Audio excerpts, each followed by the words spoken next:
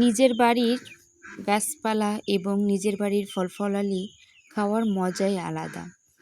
নিজের হাতে যদি কোনো কাজ করতে পারা যায় সেটা কিন্তু অসম্ভব ভালো লাগে। নিজের জিনিস নিজে তৈরি করে বানানো, পড়া। সকালবেলা উঠানটা ঝাড়ু দেওয়ার পরে মুরগিগুলা পরিষ্কার উঠানে যখন হাঁটে দেখতে বেশ ভালো লাগে। আসসালামু আলাইকুম রহমতুল্লাহি ওবারাকাতুহু। ফরিদপুর জেলার ভাঙ্গা থানার ছোট্ট একটি গ্রাম থেকে আমি নাজমিনারা। আপনারা দেখছেন নাজমিনারা ব্লগ। নাজমিনারা ব্লগের পক্ষ থেকে আপনাদের সবাইকে জানাই স্বাগতম। কাছে এবং দূরে, দেশ এবং দেশের বাহিরে যারা আমার ভিডিওটা দেখছেন, আশা করছি আল্লাহর অশেষ রহমতে আপনারা সকলেই ভালো আছেন। আমিও আলহামদুলিল্লাহ আপনাদের সকলের দোয়ায় ভালো আছি। ভিডিওর শুরুতে বেশ কিছু ফল দেখালাম। আসলে গ্রামের বাড়িতে থাকলে না, যদি গাছপালা থাকে প্রত্যেকটা গাছেই বিভিন্ন সিজনে বিভিন্ন ফল কিন্তু থাকে। এখন এই যে জাম্বুরা গাছে কিন্তু জাম্বুরা আছে, এর আগে আম ছিল, এরপরে জাম্বুরা, এখন তো আমরা জাম্বুরা, চালতা এগুলোর সিজন।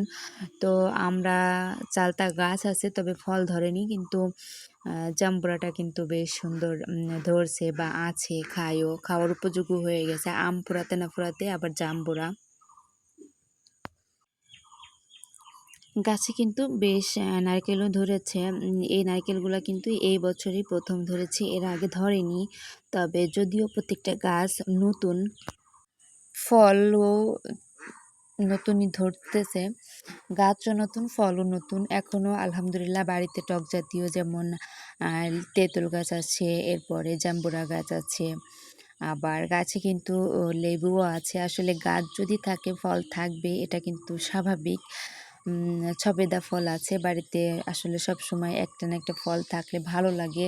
আবার পেয়ারা গাছে পেয়ারাও ধরেছে। প্রত্যেকটা গাছেই নতুন ফল, নতুন মানে ধরছে, সেটারও একটা আনন্দ, নতুন গাছে ফল ধরা।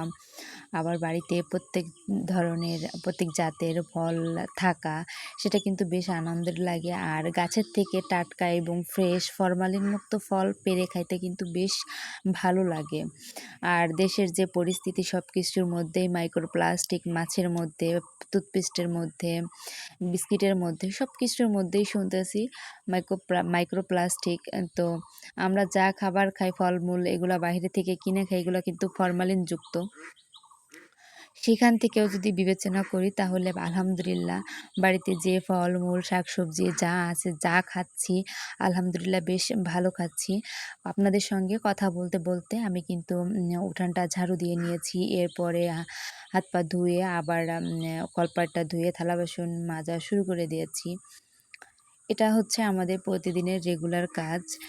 একজন গ্রামের গৃহবধূ হোক বা শহরের একজন হাউসওয়াইফ হোক, আসলে যে যেখান থেকেই হোক, মূলত একজন নারীর এই সমস্ত কাজগুলো করতেই হয়। আপনি যতই বলেন আমি শিক্ষিত, আমি কখনোই এই যে হাঁড়ি পাতিল ধোবো না, কিন্তু আপনাকে কিন্তু ঠিকই হাঁড়ি পাতিল ধুতে হবে, রান্নাঘরে যাইতে হবে, আপনার স্বামী সন্তানকে আপনাকেই খাওয়াতে হবে। আপনি যতই শিক্ষিত হন, আপনাকে এইখান থেকে অন্তত ছুটি দেওয়া হবে না।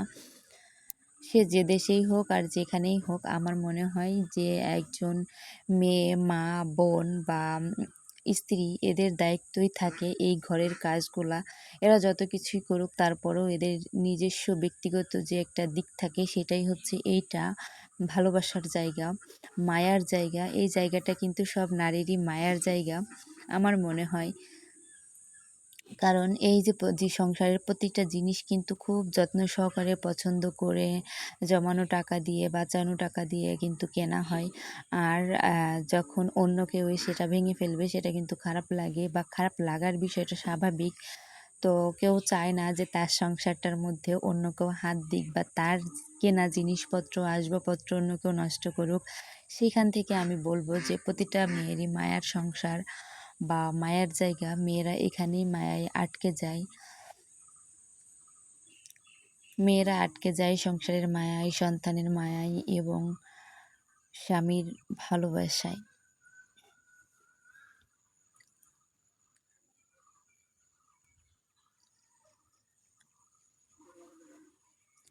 ভিডিওর এ পর্যায়ে এসে এখনও আমার ভিডিওতে যারা একটা লাইক দিতে ভুলে গেছেন, প্লিজ একটা লাইক দিয়ে ভিডিওটা কন্টিনিউ করবেন এবং আপনাদের মূল্যবান মন্তব্য কমেন্ট বক্সে রেখে যাবেন। আর যদি আমার ভিডিওটা ভালো লাগে তাহলে আমার চ্যানেলটা সাবস্ক্রাইব করে পাশে থেকে যেতে পারেন। এতে করে আমি যখন নিত্য নতুন ভিডিও দিব আপনার কাছে পৌঁছে যাবে এবং আপনি আপনার সময় সুযোগ করে দেখে নিতে পারবেন। আপনি চাইলে চ্যানেলের অল অপশনটা অন করে রেখে দিতে পারেন, এতে করে আরও সুবিধা হবে, কারণ আমি যে কোনো ভিডিও দিলে আপনার কাছে পৌঁছে যাবে। আপনাদের কাছে কেমন লাগে আমার এই গ্রামীণ ভিডিও, গ্রামীণ ব্লগ বা গ্রামীণ জীবনযাপন, গ্রামের জীবনযাপন, একদম সাদামাটা জীবনযাপন, সাদামাটা লাইফস্টাইল, যেখানে কোনো আধুনিকতা নাই, যেখানে একদম গ্রাম, সেই 90 দশকের মতো যে চলাফেরা, এটা আপনাদের কাছে কেমন লাগে আপনারা কমেন্ট বক্সে জানাবেন। আর কে কোন জেলা থেকে দেখছেন সেটাও জানাবেন। তবে দুঃখজনক বিষয়, আমি আপনাদের কমেন্টগুলো পড়তে পারি না। সময় সুযোগ হলে আমি আপনাদের কমেন্টগুলো পড়ব বা আপনাদের কমেন্ট পড়তেও ভালো লাগে, তবে এখন তো পড়তে পারি না।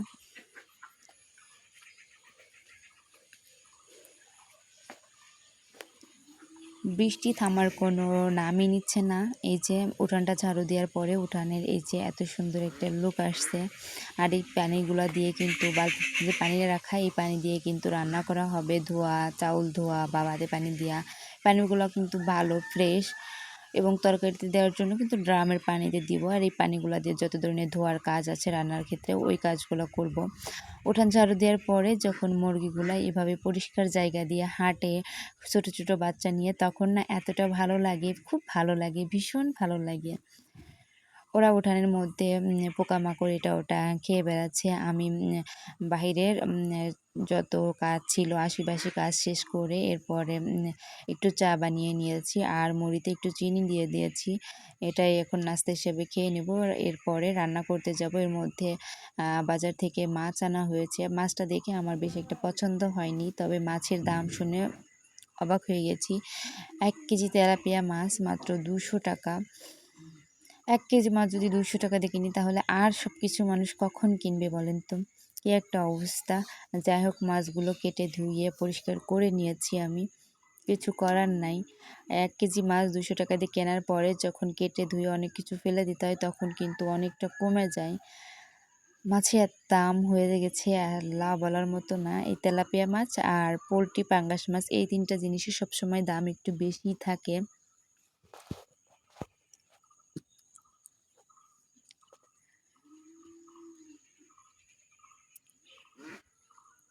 তারপরেও মনে হচ্ছে যে এগুলা হয়তোবা চাষের মাছ, কারণ মাছ দেখে বোঝা যায় কোনটা চাষের মাছ আর কোনটা ভালো মাছ। যেটা চাষের মাছ সেটা দেখতেই জানি কেমন হয়। যাই হোক, যেটা রিজিকে আছে সেটা খাইতে হবে, তবে খাইতে তো হবে, জীবন চালাতে হবে। এতে হতাশ হওয়ার কিছু নাই, যেভাবে জীবন চলে সেভাবেই পার করতে হবে। বাজার থেকে কিছু মরিচ আনা হয়েছে, মরিচেরও কিন্তু ভীষণ দাম, 400 টাকা কেজি।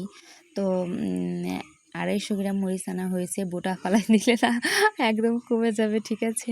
যাই হোক, কিছু করার নাই, বোটা ফেলে পরিষ্কার করে শুকায়ে এরপরে ফ্রিজে রেখে দেব, যাতে করে না পচে যায়। বিশেষ করে মরিচ বাজার থেকে আনার পরে বোটা ফেলে ধুয়ে এবং শুকায়ে যদি ফ্রিজে রাখা হয়, তাহলে অনেক দিন সংরক্ষণ করে খাওয়া যায়। দেখা যাচ্ছে 15 দিন মতো খাওয়া যাবে। আর আমরা যেহেতু ঝাল কম খাই, 1 পোয়া মরিচ আমাদের মিনিমাম 10 থেকে 15 দিন চলে যাবে অনায়াসে, কোনো সমস্যা নাই। আর মানুষ কম, তো এই কারণে মানুষ বেশি হইলে হয়তো বা হইতো না, কারণ 250 গ্রাম মরিচ আর কতটুকুই বা হয়। এই যে কতগুলা বোটা ফেলে দেওয়া হবে, এগুলা যদি মরিচ হতো তাহলে কত সুন্দর হইতো।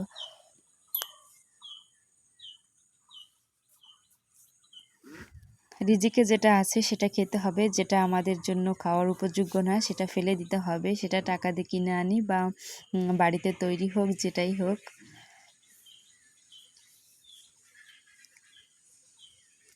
কতগুলা বোটা দেখেছেন?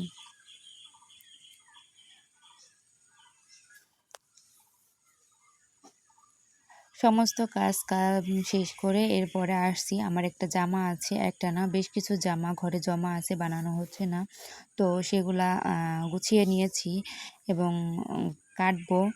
তো একটা জামা এটা একটু লিলেন টাইপের, তো একটু আয়রন করে নিচ্ছি। আয়রনটা বেশ সুবিধা, অটো আয়রন যতটুকু নেওয়ার পরে হিট হওয়ার পরে একা একা ছেড়ে দেয়, এতে করে আমার আয়রন করতে বেশ সুবিধা হয়। আয়রনটা আমার ভীষণ পছন্দ।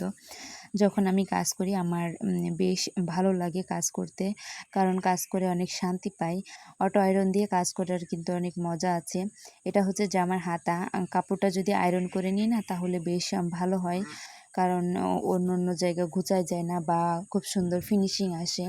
এ কারণে কিছু কিছু কাপড় আছে আমি আয়রন করে নিই। আর এই যে বৃষ্টি, অবিরাম বৃষ্টি, 24 ঘন্টার মধ্যে 12 ঘন্টায় বৃষ্টি হতেই থাকে। এই ফিসফিসানি বৃষ্টি, টুপটাপ টুপটাপ করে বৃষ্টি পড়তেই থাকে। এই বৃষ্টির কারণে মানুষের বেশ সমস্যা হয়, বেশ ক্ষয়ক্ষতি হচ্ছে। জানি না বৃষ্টি কবে শেষ হবে। এই যে একটানা বৃষ্টি হইতেইছে আষাঢ় শ্রাবণ, এ 2 মাস তো বৃষ্টিরই মাস। যাই হোক, আপনারা সবাই ভালো থাকবেন, সুস্থ থাকবেন। আল্লাহ হাফেজ।